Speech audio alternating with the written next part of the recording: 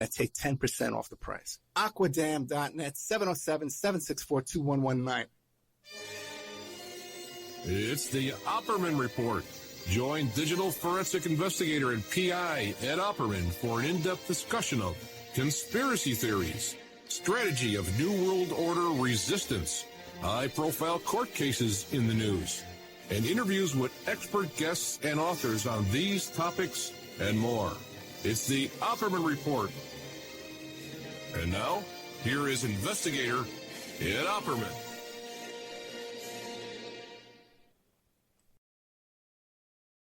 Okay, welcome to the Opperman Report. And I'm your host, private investigator Ed Opperman. Okay, yeah, I'm a little sicker than I thought. Okay, I've been really sick all day long. I lost my voice, and I've been gargling for the past few hours and drinking that hot throat coat tea, hoping that I could get through this tonight. I canceled my interview this afternoon. Pretty much spent the whole day in bed. But even just hooking up the intro here, it's kind of drained me. I think I'm ready to go to bed. But so much has happened this week, I want to try and get through this. Now, you can find me on Instagram and Twitter at the Opperman Report, or just Opperman Report. And my Twitter followers, now my Instagram followers have doubled the past week because I've been updating it regularly. You can go there now, and at the top where it says the stories, you'll find the 3 new shows that were posted that week. So everyone wonders, like, where's the new content? I can't tell what's new and what's used. Now, there will be no doubt if you're hooked in on Instagram as well. Otherwise, just keep in mind the new content comes out Friday nights. But I've been posting a lot of stuff up. The first one is about the show coming up right after this. What is that called? There's a Lifetime true crime series about the topic, but I got the real inside story that's way more in-depth than what they have. This is probably Ed Parnell, who does some audio work for me, said this is probably the most dark episode we've ever done. And it's called Frogging, Hider in My House. And it's about this family. They lived in military housing. They came home after a week, and they got into a huge confrontation with this guy that was in their house. And that's what you'll find out if you listen to it. There's a New York Post article about it, and there's a Lifetime TV show about it. But when you hear our show, you can hear all the real details. This guy was doing disgusting, perverted things in that house. He was watching them for months, casing them out. There's other people involved. There's a religious cult involved as well that have the same bizarre beliefs as him that are probably out there doing this to other people.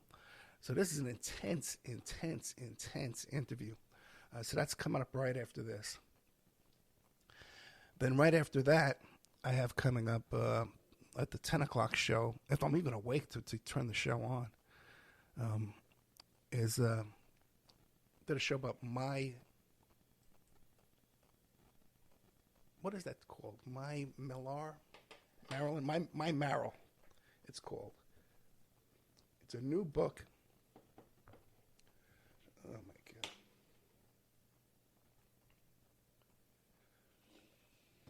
Oh, there it is. Okay. My Marrow. I really apologize, guys. My Marrow, Marilyn Monroe, Ronald Reagan, Hollywood, and Me. And this is about the woman who Marilyn Monroe used to babysit for. And the book is by Jay Margolis. And the first Marilyn Monroe show I ever did, Marilyn Monroe Case Closed, where the guest was Jay Margolis. And at the time, it was the highest rated show we had done. And I actually sold 600 of his books that month. And then who knows how many after that. I wasn't keeping track after that. But it's funny, in the intro, he says, oh, yeah, I'm a New York Times bestselling author. I said, well, yeah, you're welcome. I didn't say that to him. A very nice guy, Jay Margolis. I like him a lot. Very talented and so passionate about the JFK assassination, his research into that. And some of this stuff, so much of this stuff he has right on the top of his head. He doesn't need to refer to notes or anything like that. Okay, so those are 2 things there. But keep in mind, I want everybody to go to Instagram and sign up on my Instagram. I have up there, too, some exclusive Podesta artwork that when I was in D.C., I went to the National Women's Museum of Art. And I discovered, look at this is from the collection of Tony Podesta, or Anthony Podesta, which was Tony Podesta, the other one of the Podesta brothers. I think it was the fat one. And I just started taking pictures of it. And even friends of mine that were with me, who were total normies, as they call them, like my sister, were disturbed by the art just looking at it. And this is the creepiest stuff I've ever seen. And then when you see that it's all the collection of one person, this series of photos, it's pretty intense. I have up there a letter, handwritten letter, written by Damien Eccles himself. As a matter of fact, there's two of them, where he claims to be the devil. Not a devil, the devil. Okay, and if you don't believe me, I will take you to dinner and I'll prove it to you. And your life will never be the same, he says. And then another, he talks about how his adoring admirers in the next room with a ball gag, and his adoring slave is at this very moment in the bedroom, tied face down to the bed, and he's inserting an enema. And she's never experienced anything like this before. Really creepy, disgusting guy. I hate his guts. Then I have a little post there about my work, and even a little bit of my forensic report on the Ashton Kutcher cheating situation. And if you click on that, you can see a picture of I recovered the caller ID, which was the smoking gun from a BlackBerry, which is extremely, and people will tell you to this day it can't be done. I got the picture right there for you, pal. Okay. Then some parody that we created of Lauren Boebert. You know, remember how they had that picture of her posing with the guns behind her? Well, we changed all those guns to dildos. Okay. Then I got this great text from A.J. Weber. Let me take a sip here.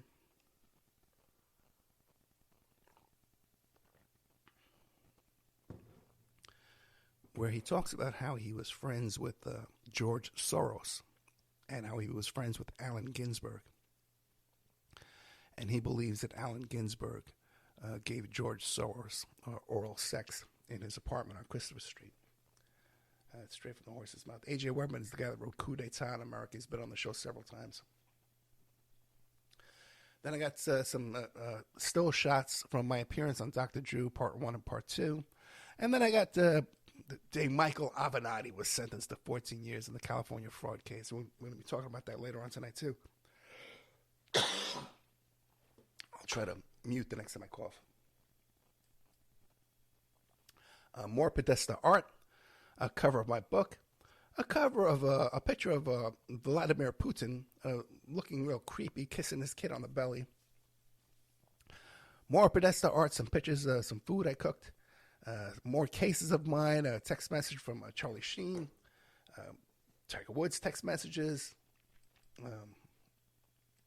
This one I'm going to fix. Different cases I worked on.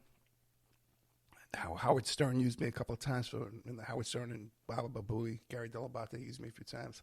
Sarah Palin case is mentioned here. Congressional investigation. Me being on ABC News Nightline. Is that Nightline? Might be Nightline. About Anthony Weiner, I think it was. Yeah. No, that was just about the infidelity investigations. It was ABC News that contacted me about Anthony Weiner case. Then some stuff about, a screenshot of Exhibit 46, where Epstein claimed that he helped create the Clinton Foundation. The top secret Proud Boys manifesto, which I have exclusive, top secreted. It was top secret, so I got to handle a hold of it. Then I got a handwritten note here from Hunter S. Thompson, where he's asked about snuff films, and he writes back, the only snuff film I know anything about is the one I did with Jack Nicholson a long time ago with Jack Nicholson and Bob Rattleson. And if you look up Bob Rattleson, he produced a lot of movies. Then he says, I can't talk about it until 1995. Sorry. Stay away from this subject. They'll kill you. Good luck. Hunter S. Thompson. More food, my book collection, a triple beam scale from I was in antique store one day, some art. My Celebrite cell phone's fragmented to kit. You can see how old and beat up it is. An old Bobby Mercer baseball bat I got from Yankee Stadium on a bad day when I was a kid. A turtle in my backyard. A picture of Jeffrey Dahmer's nephew, who's just as creepy as Jeffrey. Some pictures of me out on a date. That meme I created about the Trump talking about how Jeffrey Dahmer was a great guy. And good 15 years. We've known Jeffrey 15 years. It's a lot of fun. Wonderful guy.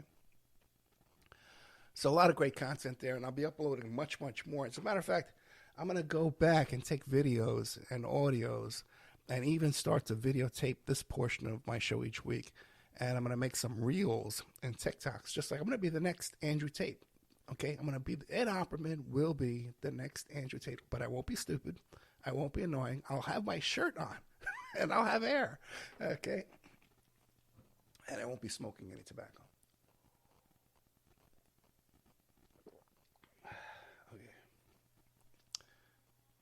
Let me ask the chat room.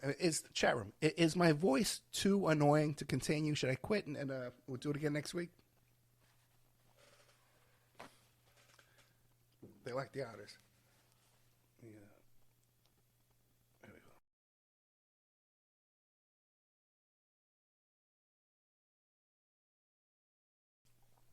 go. Okay, if my voice is too annoying, let me know in the chat room. No, the voice is good, they say. Thank you.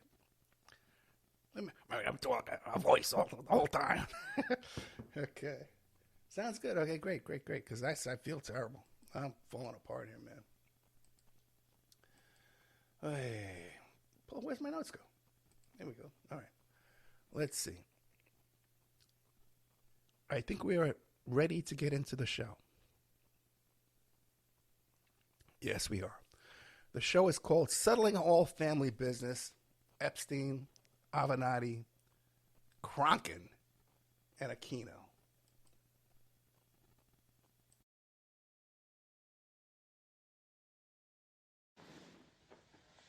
Barzini's dead.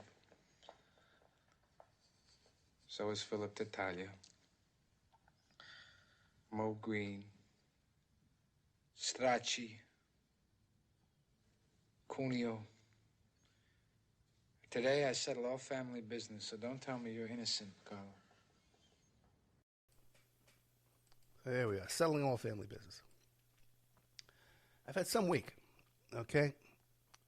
This has been a successful week for Ed Opperman. Okay, let me say this. Let's start with the conviction of Michael Avenatti.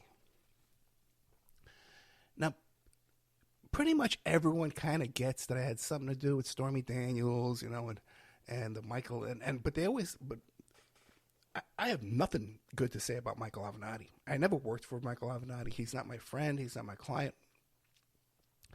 And I'll constantly get these, anytime something happens to Michael Avenatti, people say, hey, Ed, look at your buddy there. Michael Avenatti just got arrested again. Ha, ha, ha, ha, ha. Just got 14 years, by the way. And he's already serving 4 years. People don't understand that Michael Avenatti was not the original lawyer that negotiated the successful Stormy Daniels settlement. That was Keith M. Davidson, KMD Law. Okay? Fierce, right? They're not afraid of anything. KMD Law. So he negotiated that deal.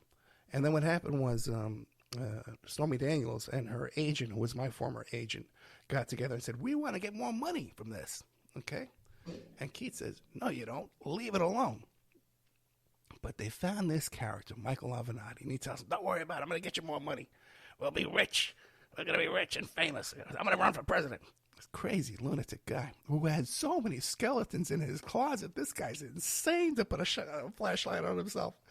Just completely out of his mind. He was warned, Michael, if you go back and try and get more money, they're going to be hit with malpractice. You're going to lose, and she's going to have to pay back all that money. See, so when Stormy Daniels lost in court, she lost because she violated the non-disclosure agreement, and that's why she had to pay all that money back. In the meantime, Avenatti stole the money she got from her book deal, which was around $300,000. Because and he sued my client, Keith M. Davidson, which is a big mistake, okay? Because when you sue a friend of mine, I start looking into you, okay? So Ed Opperman got the ball rolling on this whole thing. When I first started looking into this character, I found some great information about a bankruptcy he was going through, about partners and ex-partners who hated his guts. And everyone was saying, Ed, check out the clients, man. He's stealing from the clients. One of these clients he stole from was a paraplegic. It wasn't just porn stars and stuff like that. So to understand this case, Stormy Daniels did have sex with Donald Trump. Stormy Daniels was paid $130,000 not to disclose that information, to keep her mouth shut.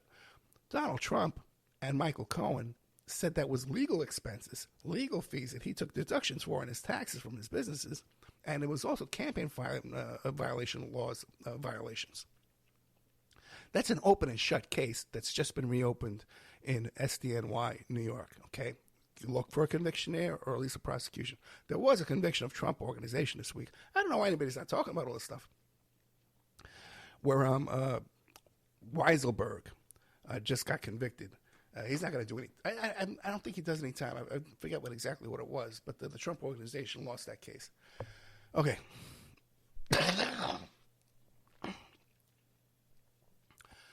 So that's the whole Avenatti story and Stormy Daniels. When people think that by Stormy Daniels losing that case of violating the NDA, that somehow it was proved that she was a liar, nothing could be further from the truth. Nothing could be further from accurate. Her honesty has never been questioned in any of this. That's a proven fact. And it'll probably things will come out when they get convicted later on. Now, the other big thing, I should have did this one first because that would have been in order in the title. And people get so upset when the title doesn't match the story. And I'll get all these comments. Ed, that's clickbait. It's something like clickbait, okay? And there's always these idiots on YouTube. Because I don't care if you click on YouTube, because I don't get paid a penny for YouTube. Clickbait is where you trick someone to click on something so you make money from it. So clicking on, if I call it my experience with Dave McGowan, oh, this is clickbait. This is about Dave McGowan. Hey, go to hell. How's that? Hey, okay. Next topic up here is the Epstein settlement this week. Hey, I know some things about this too. Okay, all right. Know a little bit about it. Hey, Denise George, the Attorney General down in the Virgin Islands, just settled with the Epstein estate. Now, people are saying it's $105 million. It's not. It's $80 million. Basically, the estate just has to pay the tax that they would have had to pay tax on if they didn't get a tax break from the Virgin Islands. So this isn't a great settlement, okay? The other 55 of that 105 that's being bandied about would come from the sale of half of the sale of the mansion and the property on Little St. James Island. So first they got to sell it. They got to find a buyer for that. The thing's probably falling apart.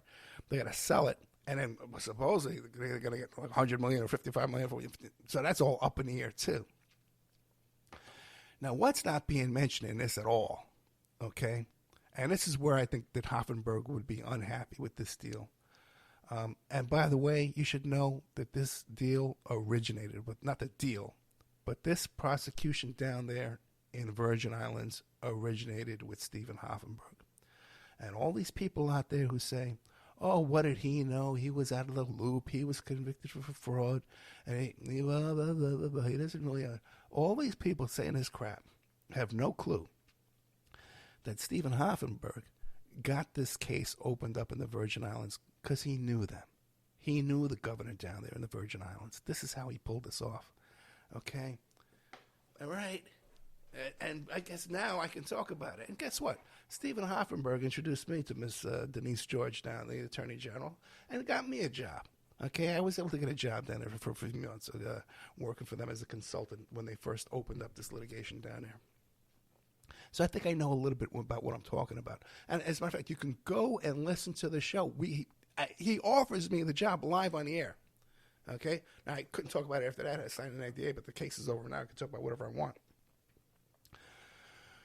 Now, why Mr. Hoffenberg would be unhappy with this today? First of all, it's really not a big punishment. There's a lot more money than this. But secondly, is that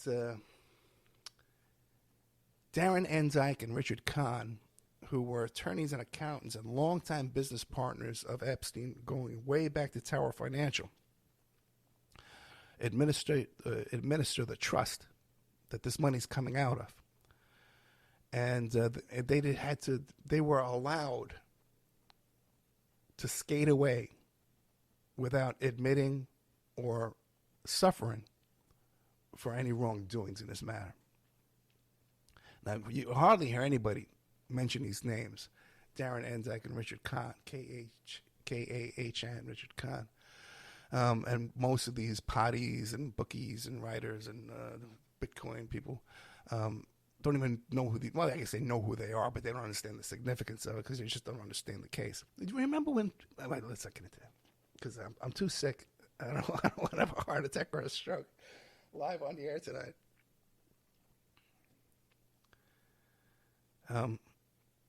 But the first time you heard those names was coming out of Hoffenberg's mouth when he was on my show the first time. And even I didn't recognize these names because, I didn't have that kind of knowledge. And he had his first-hand experience. Who these two fellows were. You never hear about them in the press. Except you heard about them during this litigation here. And I talked about it because they created something called the Butterfly Trust. And they were paying themselves they created the Butterfly Trust through their wives. And they had siphoned off about $10 million of that Epstein money to the Butterfly Trust. Totally criminal.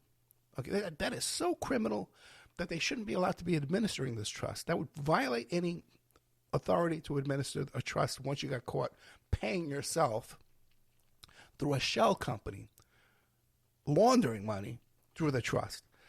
So they got away with that. Okay, they are happy people tonight. Okay, in fact, probably the happiest people in this deal are Darren Enzyke and Richard Kahn. Now, that's, you don't see that's in one of the headlines. I got to talk about that in the Miami Herald. I don't know how many of the potties out there, or the YouTubers, caught that. But I know when the thing came out about the Butterfly Trust, nobody was talking about it, and it wasn't heard anywhere. I said, how come nobody made a meme about the Butterfly Trust? You can go back and find the show I did about that. Oh, my God. Maybe I should take a break and try to gargle with some salt water. I think I'm going to do that. I haven't taken a mid-break in so long. I'm going to take a mid-break.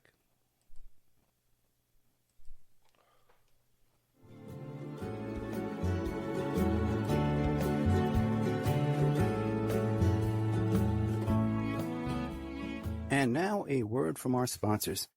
The Opperman Report is brought to you by Aquidam.net. You can give them a call at 707-764-2119. A flooded home is never easy to deal with. You're left with the mess to clean up, the insurance companies to deal with, and not to mention all the memories, the precious memories that are lost in the flood. You can never replace those. And Aquidam can be a tool in your arsenal to protect your home and property from the floodwaters. The cofferdam is filled with water to control water and is reusable as long as it's taken care of. It can protect your home or business from rising floodwaters like a dam, but without the beavers. It can also be used in construction. If you need an area to be dewatered, an Aquidam can do the job. An Aquidam was used at SeaWorld in Orlando for the Mako roller coaster ride during the coaster's construction by dewatering the work area. An Aquidam is now dewatering the work area at San Antonio SeaWorld for their newest roller coaster ride. An Aquidam has been used in many construction projects all around the U.S. and all around the world. Now give Aquidam a call, 707-764-2119. You can look them up online at aquidam.net. You can find them on Facebook at Aquidam Inc. You call them up, you email them, you tell them Ed Opperman sent you, and they're going to take 10% off the price. Aquidam.net, 707-764-2119. If you find yourself in need of legal representation, it can be a very stressful time in your life. In my career, I have dealt with thousands of lawyers, I've dealt with thousands of law firms, and I can confidently recommend to you Keith M. Davidson at kmdlaw.com. Available 24 hours, 7 days a week. Just log into kmdlaw.com. That's kmdlaw.com. Or you can call toll-free 833-4KMD-LAW. That's for KMD Law. Personal injury, wrongful death, STDs, sexual assault, car accidents. They handle it all efficiently and professionally. It doesn't matter how imposing the opposition may be, because the team at KMDlaw.com are battle-tested and fierce. They will not stop until justice prevails. Go to Okay, welcome back to the Opperman Report. I'm your host, Private Investigator Ed Opperman.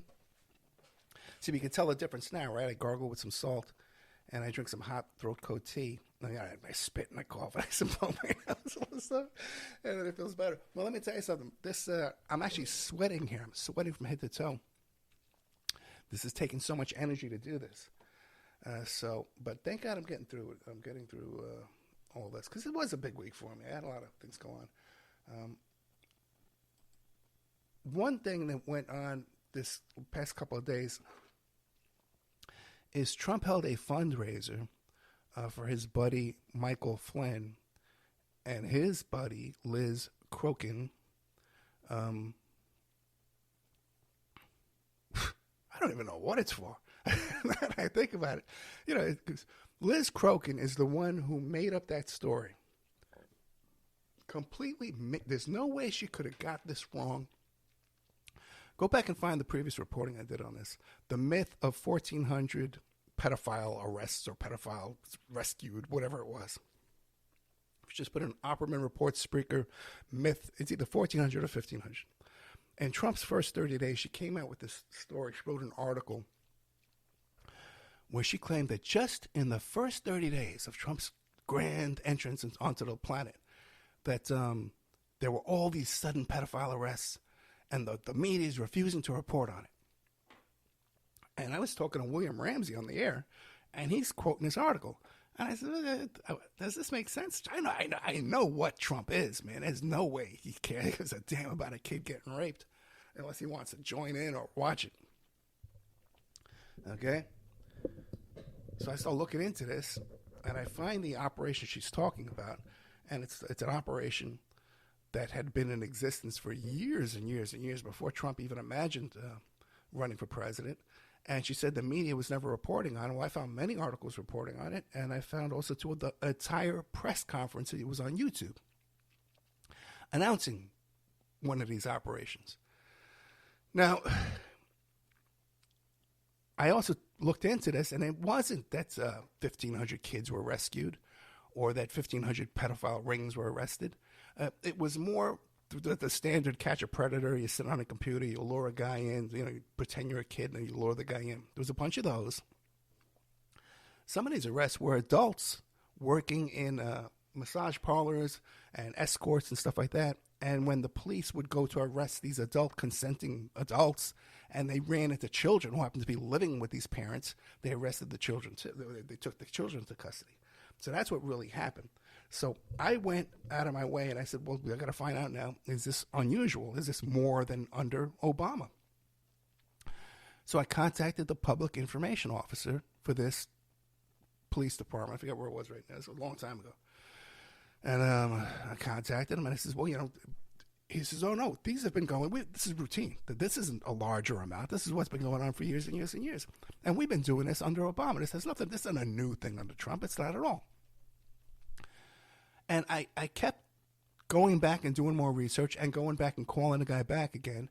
And after a couple of phone calls, I didn't even have to identify myself. He recognized my voice, okay? I had done so much work and so much research into this. And even these two characters wrote this article about me, Ed Opperman, a left-wing fanatic, okay? And they called me, they said I was a left-wing fanatic because I liked Jimmy Carter in the 70s. When I didn't even like Jimmy Carter in the 70s. I like Jimmy Carter now, but I didn't like Jimmy Carter in the 70s. Man. Anyway, and they tried to discredit this, and I in the comments of their article, I said, look, you can call up the cops yourself. Here's their phone number. So Liz Crokin was told about this first video I did about this, and all she said was, well, he must be controlled opposition. MAGA. That was her entire response. Now, maybe she was innocent and well-meaning at first, and she didn't know that she had made a mistake, an honest mistake. But by now, there's no way she can't know this. And she's sitting there talking about all the great things Trump's done for arresting pedophiles. Trump would know that's not true either, because we know from Trump's own Department of Justice that there was actually a decrease in convictions of pedophiles. There was a period of time under Whitaker, Attorney General Pro Tem Whitaker, where human trafficking cases were up 5%. 5%, not 1,500, percent. These crazy stories. And I got to show, I've done all this reporting. I've reported. It's all on the air. It's all available in my archives.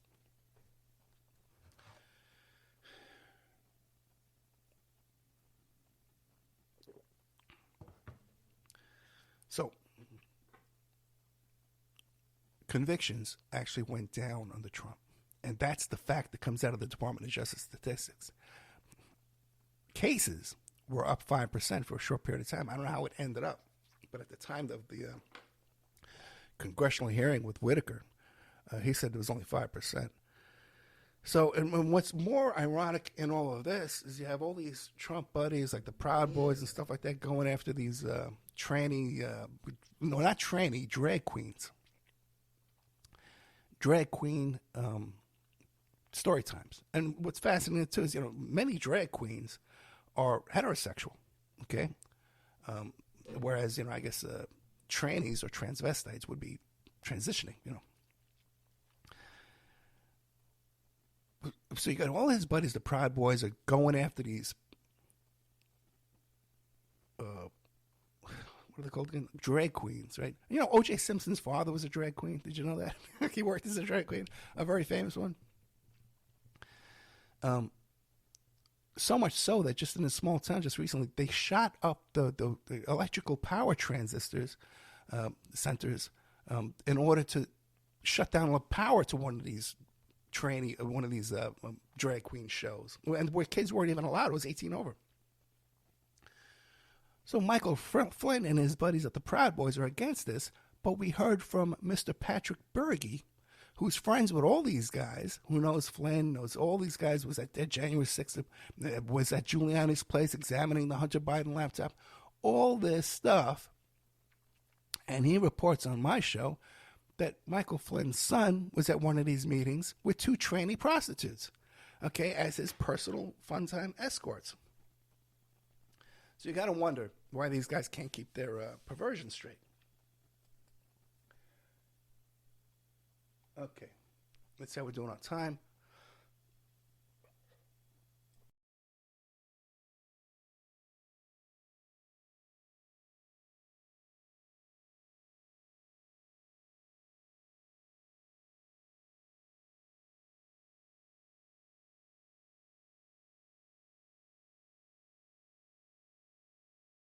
Ooh, that was a big cough. Man. Ooh. Almost fell out of my chair. Oh my God. Well, here's the last thing. Can't believe I'm getting through this. If you're following this whole thing about Balenciaga, it's on my phone. One of the women who works at Balenciaga. Come on. Stupid phone. Why is it doing this? It's Twitter. Okay. She goes by the name EU Cannibal or European Cannibal. Her real name is Bianca. And she goes by the Instagram handle of... Oh, boy. Oh, BBIANKAA.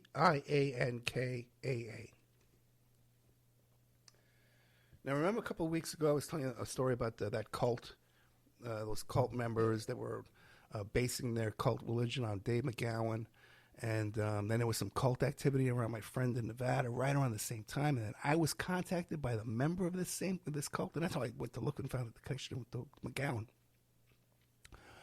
Well, turns out that woman is mutual friends with this Bianca person here. And there's a photo of this Bianca person who works for Balenciaga. And I have that other guest too that's all hooked up with Balenciaga. It's a picture of her with Michael Aquino, and she's calling him Grandpa. He's got a big smile on her face. She has a big smile on her face. Now, all of her content on Instagram, which has now been covered up, it's gone private, is some of the most disturbing material I've ever seen in my life. It makes Pizzagate look like Looney Tunes, like Bugs Bunny, okay? This is some serious, there's some pictures on there of children that have seriously really they're being choked, abused. There's blood all over the place, all kinds of artistic things too as well. Now, there's a thread on Twitter, okay, that I'm not going to put it on my Twitter because I'll get shut down. But when I try and post that thread, just the link to the thread on Facebook, Facebook doesn't allow the thread to go through. Now, I sent it around to some people behind the scenes, hoping I'm leaking it, trying to get them to get it out so that I don't suffer the consequences, which I've done many times in the past. Okay? So, I don't have to take the heat. So, but this is really serious content. This is the real deal. And this is a woman who claims, at least, she's in a photograph with Aquino, who's accused of a long time doing these kind of crimes and these kind of murders. Now, I sent it over to one of my fellow potties out there, thinking, hey, who reaches these type of topics and talks about these type of topics and writes book about these type of topics. And I sent it to him, and I said, hey, man, check this out, man. And this chick, I got a mutual friend with this chick, who's trying to insert herself into my life. And he goes and publishes the whole damn thread all over the place with my name attached, saying, oh, look at this. I had no idea Aquino knew who Ed Opperman was. Okay, like it's a big joke, And I tell you, first of all, Aquino's known who I am since way back in the early 90s on Usenet, going back and forth with those days. But he's definitely known who I am because I've had clients who've had issues with Aquino. So trust me, the guy knows who I am. So when you hear these other people talking about how they were assassinated for talking about Aquino on the radio when they were just about to release some information, that's all garbage, man. And there's all stuff I'm really involved in. But the point I want to make to you is about these potties. I call podcasters potties now, by the way. Okay? And I'm going to start off calling them potties. But then I'm going to start calling them potties. Yeah, a little snarl at the end. Potties. Okay? Because, the thing is, you think these are like qualified kind of people because they're talking about the same things I'm talking about. And you think you could send them something in private and they would treat it responsibly. Just like, when I'm working on something, organized crime, biker gang, some kind of Hollywood type issue, scandal, and I need advice from other PIs and lawyers and stuff like that and fixer types who are involved in these type of things. You can send it to them privately, and they're not running to Twitter to blast these things all over the place. And it's just like night and day when you're dealing with the serious professionals or people who are actually involved in these things, and people are just regurgitating this shit. Okay, how we doing? I said shit. Okay.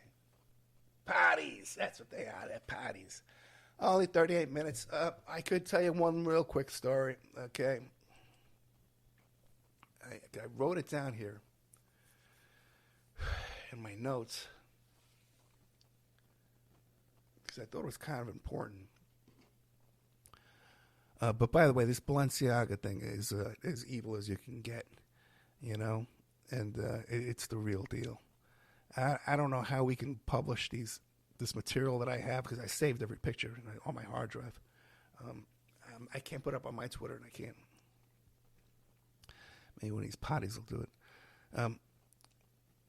About a month or two ago, there was a woman in Florida here posting in our city's Facebook group. And she's going on and she says, I don't know what to do. We've got these neighbors. They're harassing us. They're stalking us. They're vandalizing our properties. We've called the police. The police won't do anything. He refuses to take a report. And then, because we think that the cop who shows up every time knows them and is friends with them. And now my husband's been arrested because we went and we complained again. And instead of arresting them or making any kind of complaint against them, he arrested my husband. And then he still wouldn't take my complaint against them. Even when I have all the proof, I have all the proof. Right? So she says, I have an appointment. And then her husband now has a case. Okay? He's under arrest. He's going to court. And she said, I have an appointment with the sergeant at the police department there, and I'm going to make an internal affairs report against him. Does anybody know what I should do? And people said, no, here's what it was.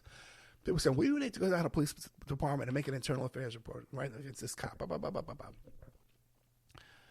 And I very calmly told her, I said, hey, listen, if this was happening for a client of mine, I'm not giving you any legal advice, but if I had a client that was reporting something to the police over and over and over, and the same cop is showing up and nothing's getting done, I would get a piece of paper, I'd put at the top, affidavit and complaint, okay?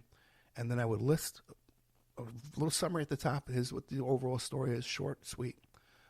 These are the laws that I believe have been violated because of this action on this date, this action on this date, this action. If you have photographs, whatever, you attach it as exhibits. Recordings, you attach these things as exhibits. You get it notarized. You send it down to the head of the head of the police department and to the DA's office. Okay. Now that's in a situation where you don't have a pending case, because when you have a case and you're under arrest, you don't want to be communicating with the other side because you have the right to remain silent, and anything you say to them can be used against you. Right. So you don't want to write all this stuff down and send it over there. Okay. But if it was the first situation before there was a case, that's what I would tell you to do. I don't think you should go talk to these cops. And she comes back and she says, well, I talked to the cops. Okay. And she kept going on too about how when they arrested her husband, they never read him his rights. So that means that the arrest is no good. And I think I did a whole show about this before. Well, they never read him his rights. So that means that this arrest is no good. They have to throw the case out because it's a wrongful arrest. Doesn't mean that at all. If they don't read you your rights, that just means that any kind of confession or statements that you used that incriminate yourself can't be used against you in most situations. Now we have situations where people are talking on this police body cams, and they can't say that they were tricked or coerced into the confession. So a lot more un-Mirandized confessions are being submitted these days and admitted than in the past, which is a bad thing for us. Now, so she comes back and she says, well, I talked to the police officer and I'm going to go, and he says he's going to investigate this. He wants me to come down and make a statement. And he says, because this officer never Mirandized my husband, he wants to investigate that officer. So weeks go by. And I says, you know what? Whatever happened to that case? Because she never came back to the board and said, oh, my husband's free. So I go looking through my instant messages trying to figure out which, I got so many, trying to figure out who this woman is and what's going on. I finally find her. I sent her a couple instant messages. I said, hey, whatever happened with that case? I remember I warned you against going down there. You go to, and said you couldn't find her that way, so I go to the Facebook, and then it says, go to main profile, and if I can't find their Facebook profile, there's a GoFundMe for their defense fund. They both got arrested. After she went down there and talked to them, they arrested her too. So I tell people, don't talk to the cops without a lawyer. But first of all, don't talk to the cops, period. Don't call the cops when you're in trouble. Avoid that. Secondly, never talk to the cops without a lawyer. Once they read you your rights and say you have the right to remain silent, say, I'm done talking. Thank you. I want a lawyer. They're not saying that to benefit you. They're saying that for their benefit. They are crossing a T and dotting an I in the prosecution of you. Once a cop says to you, do you have ID? Okay. Maybe you're going to make a complaint about something. My neighbor, I hate his guts. He's such a jerk. Okay. Do you have ID? Oh, yeah, ID. They're running your ID to see if you have any warrants, because that's the simplest way to close out this call now. is if this guy has a warrant, you're going to jail. And I don't have to listen to the rest of the stuff about how you don't like your neighbor. So once they ask you for ID, they're running you for warrants, okay? Trust me on that. And once they say to you, I'm going to read you your rights, okay? Trust me again, that's when you stop talking. And I have to stop talking. I lost my voice. I hope you guys appreciate me losing my voice like this. I'm working for you. All right, guys, good night. Thank you so much.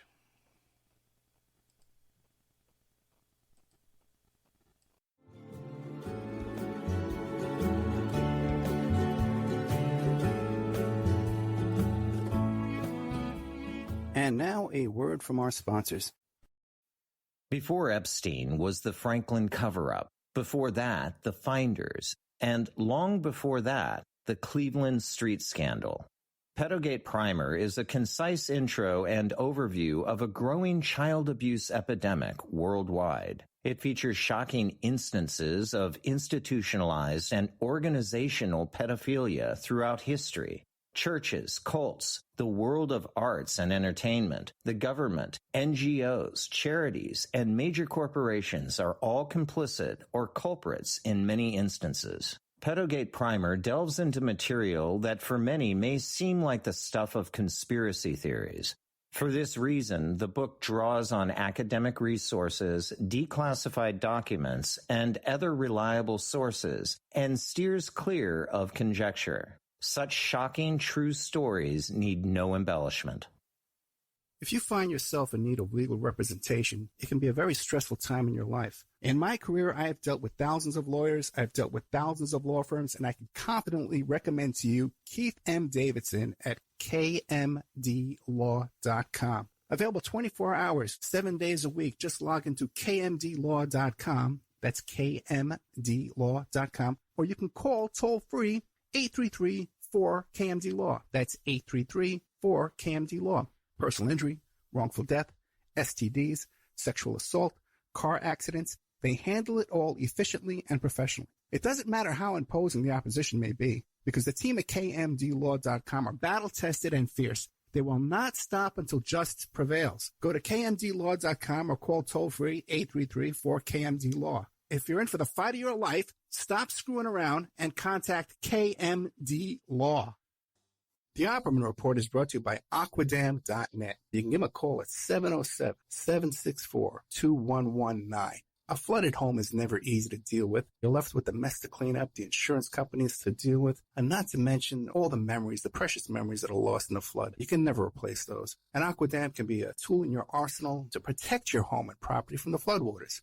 The cofferdam is filled with water to control water and is reusable as long as it's taken care of. It can protect your home or business from rising floodwaters like a dam, but without the beavers. It can also be used in construction. If you need an area to be dewatered, an Aquidam can do the job. An Aquidam was used at SeaWorld in Orlando for the Mako roller coaster ride during the coaster's construction by dewatering the work area. An Aquidam is now dewatering